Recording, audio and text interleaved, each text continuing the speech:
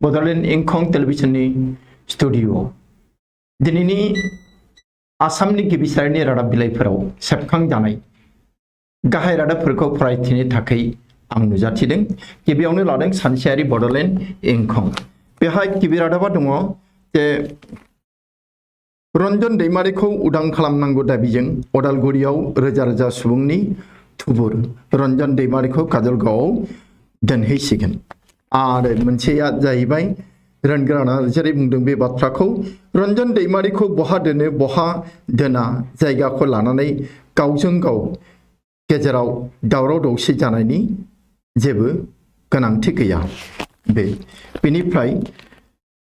बिपिएलनि माइरं जाख्लग्रा माइरं रानग्रा डिलारफोरखौ नायबिजिरनायनि गेजेरजों जेलाव दैथायहरगोन उकिल मुसाहारिया बे बाथ्राखौ बुंदों। औ माखासे मानि डिलारफोरा बिदि खालामो। गोरिबनि मुङाव फैनाय बिपिएलनो फैनाय माइरंफोरखौ जाग्रा मुवाफोरखौ फानखोमायो। कान्तेश्वर बसुमतारी गुबुन रायजोआव गोमानानै दङ। कान्तेश्वर बसुमतारी होननाय सासे सेंग्रा बेयो गुबुन रायजोआव गोमानानै दङ। सेंग्राद्राय नंला, बे बाहेरायाव थांनानै खामानि मावहैयो। बे मानसिया दा गोमानानै दङ। बेनिफ्राय खानापारानि 3 बिगा हायाव बानायगोन पुलिस कमिशनारनि मावख'। पुलिस कमिशनारनि मावख'खौ दा खानापारानि मोनसे जायगायाव बानायसिगोन। बेहाय 3 बिगा हानि एलेकायाव बानायनाय जागोन। बेनि उननि रादाबा जाबाय सिजौ बड' फिसार सावथुना ब्रिस्टल इन्डिपेन्डेन्ट फिल्म फेस्टिभेलाव इउकेआव 2021आव बान्था मोननो हादों। बे मोजां रादाब, मोजां खौरां बर' फिल्म बानायग्राफोरनि थाखाय। सिजौ बड' फिसार सावथुना दिहुननाय आरो बे फिल्म बादायलायनाया जादों ब्रिस्टल इन्डिपेन्डेन्ट फिल्म फेस्टिभेल इउकेआव। बेनिफ्राय बेनि उननि रादाबा जाबाय कलियाबराव गिख्रंथाव लामा जाब्रबथाय। आरो मोनसेया जाबाय नकल रां बाहायग्रा 2 सेंग्राफोरा अरां पुलिसजों हमजादों। बेनि उनाव खेलानि रादाब अस्ट्रेलियानि एलिस बेरिया T20आव 1000 रान लानो हादों। बेखिनियानोसै दिनैनि इंखंनिफ्राय रादाबा। बेनिफ्राय जों थांदिनि अग्रदूत होननाय रादाब बिलाइयाव। बेहाय दङ ब्रह्मपुत्र फेरि नावर मुखामुखि संघर्ष। जोबोद दुखुनांथाव माजुलियाव थांलाय फैलाय खालामग्रा बे गाथोनाव गंसे फेरिजों आरो नावजों सौदावलायनानै गोबां मानसि दैमायाव गबोदों आरो NDRF HDRFफोरा बेनि माखासे मानिखौ बोखांनो हादों। नाथाय बेसेबां पेसेन्जार दंमोन बे नावआव, बे फेरियाव, बेखौ मिथिनो हायाखै। बिनि उननि रादाबा जाबाय अतिरिक्त उपायुक्त सह निलम्बित 2 जनकै मन्त्री घटनास्थलলৈ प्रेरण। 3 मानसि सासपेनसन जादों साख्रिनिफ्राय।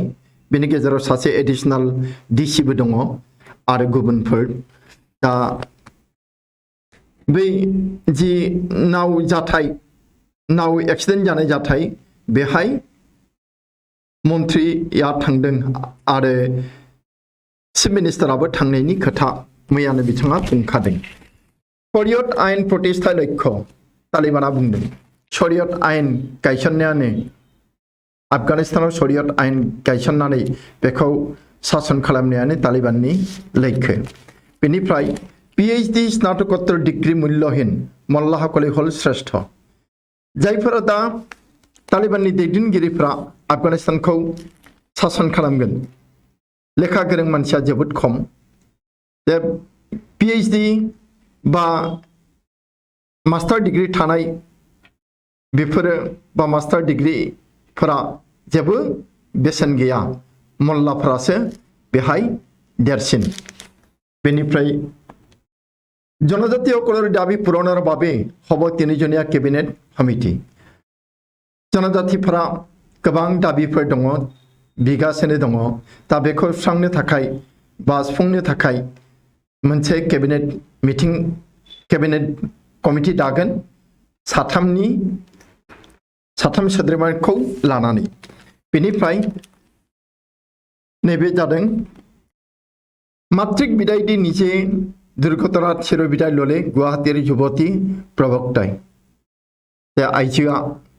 थैबाय बे मैयानि नाव एक्सिडेन्टआव निमाती घाट राभा आसामत नतुन संगठনৰ आत्मप्रकाशत भातृघाटी संघर्षৰ घोषणा राभा आसामाव गोदान थिउरिया हान्जा जोनोम जानो ओंखारदों थिउरिया नङाबो जानो हागौ नाथाय बे थाखानाय जि हान्जाफोर बा दोलो आफादफोर बिसोरनि गेजेराव नांलाय खमलाय फैगोन बिदा फंबायनि गेजेराव दानलाय सुलाय जागोन बेखौ गिदों बकट जुबतिक एकेलगे दिले 3टा कोविड प्रतिषेधक मा होनबावनो बक सासे आइजोखौ सासे सिख्लाखौ खनसेयैनो गंथाम भेक्सिन होदों सिख्लायाबो बुंनो रोङाखै ना होग्राफोरा जर जोलोम होखो खोन्था रोंलिया बेनिफ्राय नेतार अहযোগিতা भट विभाजन रदत व्यर्थता दुबाले कंग्रेसक जे नेताफोरनि दैदेनगिरिफोरनि गेजेराव गोरोबलायनाय गैया मदद होलायनाय गैया आरो बेनिखायनो भटआ गावदों आरो बे थाखायनो कंग्रेस दोलोआ थांनाय बिसायख'थियाव मोजां फिथाइ दिन्थिनो हायाखै बेनिफ्राय जाबाय नैबे रादाब जे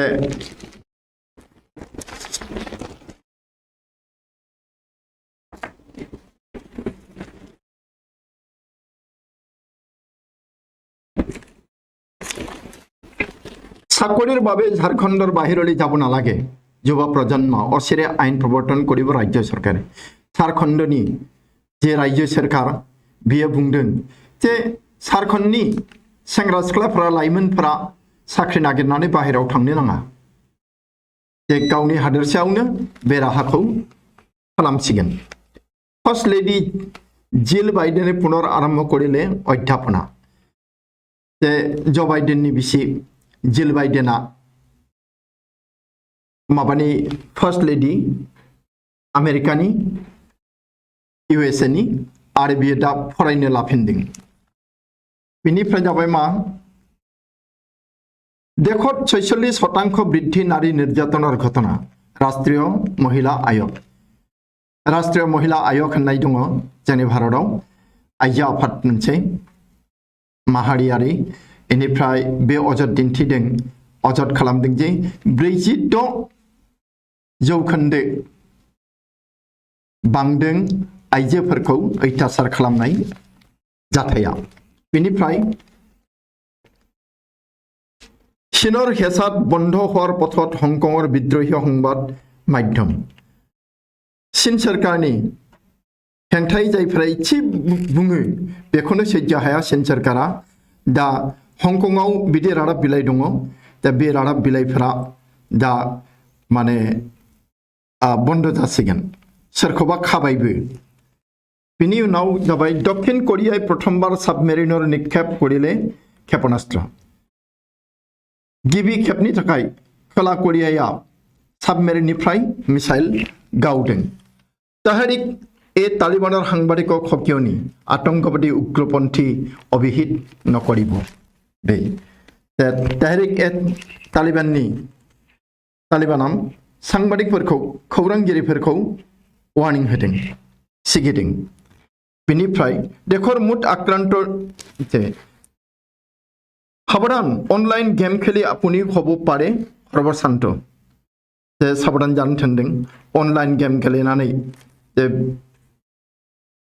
गोबां रां नष्ट जानो हागौ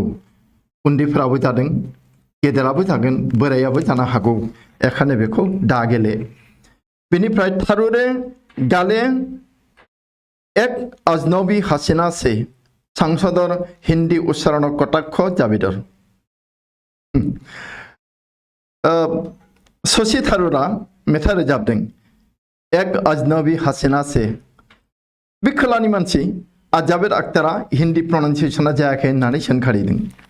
बेफोरखौ मा बुंबावनो बेनिफ्राय खेलानि रादाब T20 विश्वकप भारतीय दल खखना T20 नि जे मुलुगनां खेला गेलेनाय जागोन बिनि भारतारि हानजाखौ फोसावनाय जाबाय डाबल्स फाइनाल 2 अखम हन्तान 14 বছর অনুর্ধ ওয়ার্ল্ড आइटा सुपार सीरीज राष्ट्रीय टेनिस प्रतियोगिता हादोरनां जी नेशनल टेनिस कम्पिटिशन बेहाय आसामनि सानै गेलेगिरि दङ बेनिफ्राय जाबाय मा US ओपनर महिला एকক शाखार सेमित 2 नवागत तारका फार्नान्डेज साबालेंका US ओपनआव सानै आइजो गोदानै फैदों माबा सिंगल खेलायाव बिसोर जाबाय फार्नान्डेज आरो साबालेंका होनो बेनिफ्राय अग्रदूतनिफ्राय बेखिनिखौनो फरायबाय जों दा गुबुन रादाब बिलाइयाव थांदिनि बे जाबाय असमिया प्रतिदिन बेहाय दङ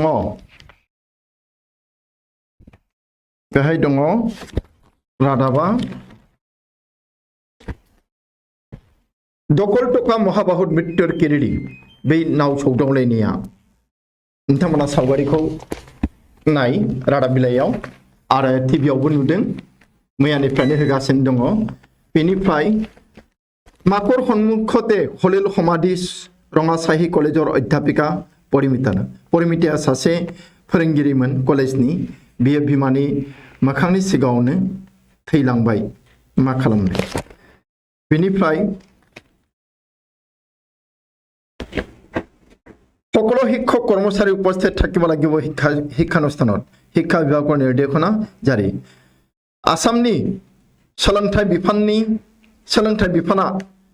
आसामनि स्कुलफोरनि फोरोंगिरिफोरखौ आरो गुबुन मावफारियाफोरखौ स्कुलाव हाजिर जानो थोनथारदों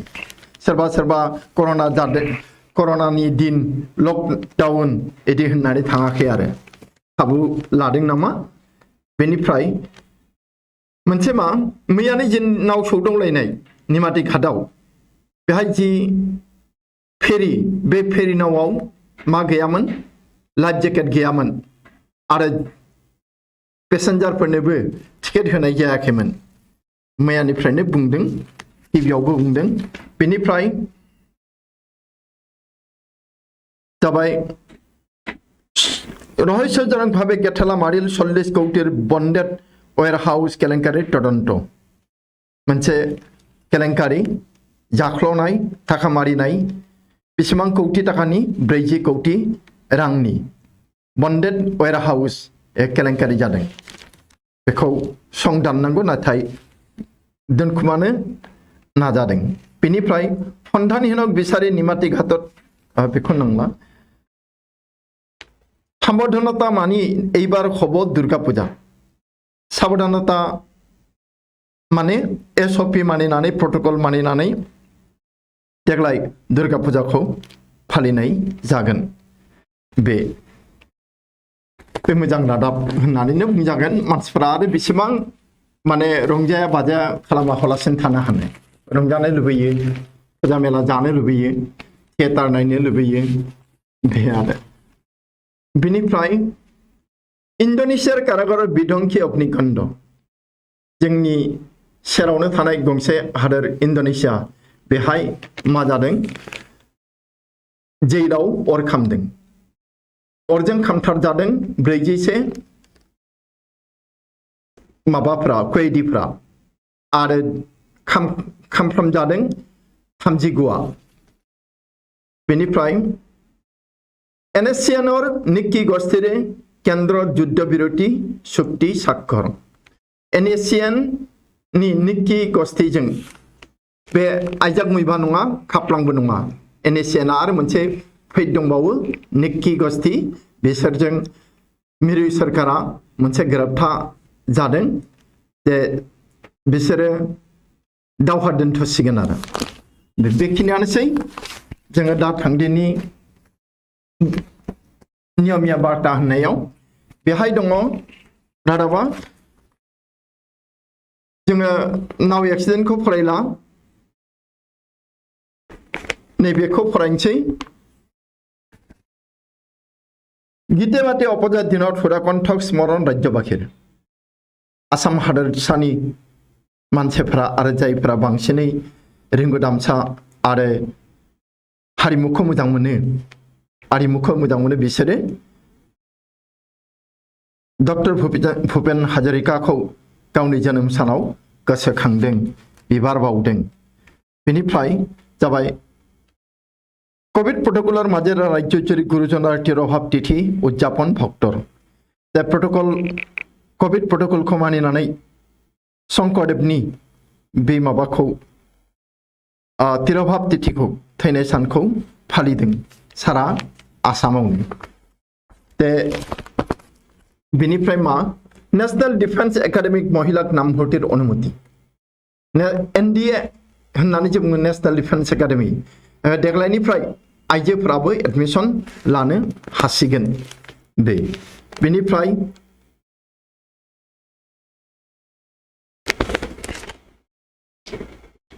तामुलपुर हकाबहाव घटना दरार हाजत युवकर आत्महत्या सासे सेंग्राया हौवा गोदाननि ड्रेस गाननानैनो हाबाखौ जाफुंहोआलासिनो जागोन बे गावनो गावखौ सिथारनानै थैबाय बेखिनियानोसै दानिया जों थांदिनि नैबे रादाबाव आमार अखम होननाय रादाब बिलाइयाव बेहाय दङ बे नाव एक्सिडेन्टनिनो बेखौ जों फरायला नैबे मोनसे रादाब होदों कोविड बिदिरे हब पूजा कोविड प्रोटोकलखौ मानिनानै फुजाफोरा जागोन जरखायै दुर्गा फुजाया जाग्रोगोन आरो केइबाटाव सिनेमा हলত हातुरिर कप আজি चलचित्र गृह कर्मीर बिक्षोभ गोबां सिनेमा हलफोराव माबा देफाय दुफाय खामानि जादों आरो जि सिनेमा हलाव खामानि मावग्रा बिसोरो बेरेखा दिन्थिदों बेनिफ्राय शिक्षक साहित्यत बैखम राज्यजोरि तीव्र प्रतिक्रिया जे फोरोंगिरिफोरनो हेफाजाब होनाय बे बेलायाव जोबोद बासिख्ल'नाय जादों दा बेखौ लानानै सारा रायजो नाङैनो हेंथा फोरमायदों बेनिफ्राय आफगानिस्ताननि मोनसे रादाब पन्चेरत विकल्प सरकार प्रस्तुति तालिबान बिरोधीर दा पन्चेराव सोरखार दानो थाखाय थामथिम खालामदों तालिबान बेरेखाफोरा पन्चेराव बेनिफ्राय नैबे अप्रतिरोध दिदिर बिरुद्धे बीजेपी नेताय भटत नामिब नखजे ममता बेनार्जीनि बेरेखायै बीजेपीनि दैदेनगिरिफोराबो इलेक्शन दारायनो गिदों बेनिफ्राय बेखिनियानोसै माबानिफ्राय आमार अखमनिफ्राय बेनिफ्राय जों सेन्टिनेलखौ दिनै फरायला युब संघखौ फरायला दैनिक जनभूमि फरायला नैबे गांसे दङ बे दैनिक अखम बेखौ एसे नायदिनि बेहायबो बे नाव एक्सिडेन्टआनो जादों गाहाय रादाब बेनिफ्राय नैबे राज्यबाखी कोविड बिदिरे पातिब पारिब दुर्गा पूजा मुख्यमंत्रिया बे खोथाखौ बुंदों जे आसाम हादोरसानि मानसिफोरा दुर्गा पूजाखौ कोविड नीतिनि गेजेरजों फालिनो हागोन बेनिफ्राय जाबाय मा अखमर गार अखमते थाकिब 1 इन्चि माटियाव दिया নহব मेघालयाव बकट बिखाल जनसभा 10 गार संगठन मोनजि गार आफादफोरा बिराद माबा खालामदों मेथें लेंदों मेल जादों बक'आव आरो बुंदों जे आसामनि गार'आ आसामावनो थांगोन मेघालयाव थाङा आरो बेनिखायनो 1 इन्चि हाबो मेघालयनो हगारनाय जानाय नङा मोजां रादाब बियो मोजां थांखि बेनिफ्राय प्रतिरोधर अन्य नाम आफगान महिला आफगानिस्ताननि बियो तालिबान उद्दत बन्दुक लयो जार नाय भय आफगानिस्ताननि आइजोफोर जाय तालिबाननि सिलाइखौबो गियाखै ओंखारबोदों बाहेरायाव हेंथा होदों। बेनिफ्राय खेलानि रादाब आईसीसी T20 विश्वकप क्रिकेटले भारतर दल खखना T20 वर्ल्ड कप गेलेगोनाव भारतनि हानजाखौ फोसावनाय जाबाय दहायबो मोनदों जों इखौ। बेनिफ्राय अंतरिक्ष होननाया अंतरिक्ष सिंगल्सर सेमिट अंतरिक्ष सिंगलनि माने हारसिं गेलेनायाव सेमिफाइनालाव गाखोहैबाय। न्यूजीलैंड खरुवाले बांग्लादेश बादिया न्यूजीलैंडखौ फेजेनदों मोजां रादाब बिबो। बेनिफ्राय एदिनिया सिरिजर श्रीलंकार श्रेष्ठत्व सानसेनि जि गेलेनाय क्रिकेटनि हाबाफारि बेहाय श्रीलंकाया जोबोद मोजां रेंक मोनदों। बेनिफ्राय गोवा राष्ट्रीय एमेचार किक बक्सिंग अखमार खेलुर दुर्गति गवायाव जे किक बक्सिंग खेला जादोंमोन बेहाय आसामनिफ्रायबो गेलेनो थांदोंमोन नाथाय जोंनि आसाम सरकारनि बा बे बिफाननि माखासे मावफारियाफोरनि आवसारिनि थाखाय बिसोर गेलेनो मोनाखै मोनजायाखैबो फैफिननांदों। ट्रेननि टिकेटखौ बोरै दानखो ट्रेन टिकेट दाननोबो फैसा गैयामोन दा बेखौनो होदों गोवा राष्ट्रीय गेम एमेचार किक बक्सिंग अखमार खेलुर दुर्गति हु बेसरर दाबि भुक्तभोगी खेलुर जायफोरा आलाय सिलाय जानांदों बे गेलेगिरिफोरा सुबिचारनि दाबि खालामदों आसाम सरकारनि खाथियाव। बेखिनियानोसै दिनैनि जि आसामनि गिबिसारनि रादाब बिलाइफोरनिफ्राय मैखोम रादाबखौ फरायथिनानै खोनासंनाय जोबथारनायाव आं नोंथांमोना आंनि गोसो गोरबो सिंनिफ्राय मोजां मोननाय साबायखर बावनानै दिनैनि हाबाफारिखौ एसेयावनो फोजोबबाय। गोजोन्थों।